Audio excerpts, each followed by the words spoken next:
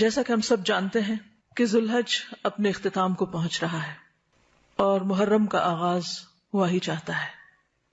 اللہ سبحانہ وتعالی نے سال کے جو 12 مہینے بنائے ان میں آخری مہینہ بھی محترم بنایا اور پہلا مہینہ بھی محترم۔ قرآن مجید میں اللہ سبحانہ وتعالی نے مہینوں کی تعداد خود بتا دی۔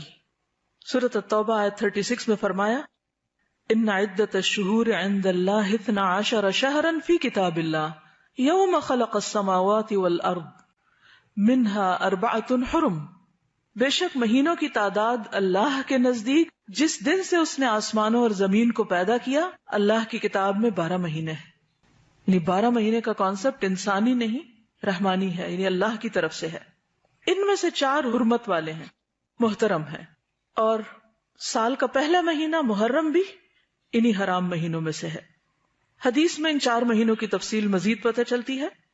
بخاری کی روایت میں آتا ہے کہ سال کے 12 مہینے ہیں جن میں 4 حرمت والے ہیں، 3 لگاتار ذی القعدہ، ذی الحجہ، محرم، اور رجب جو جمادی الاخر اور شعبان کے درمیان ہے۔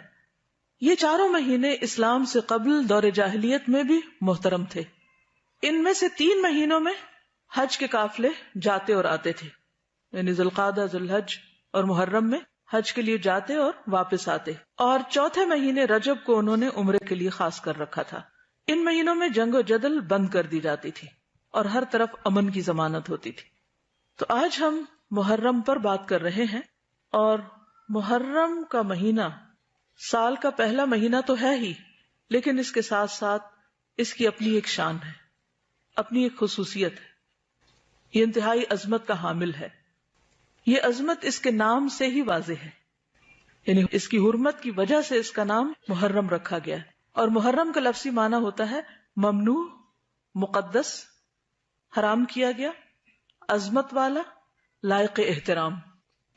یہ محرم کے معنی ہے کہ یہ مقدس مہینہ ہے، عظمت والا ہے، قابل احترام مہینہ ہے۔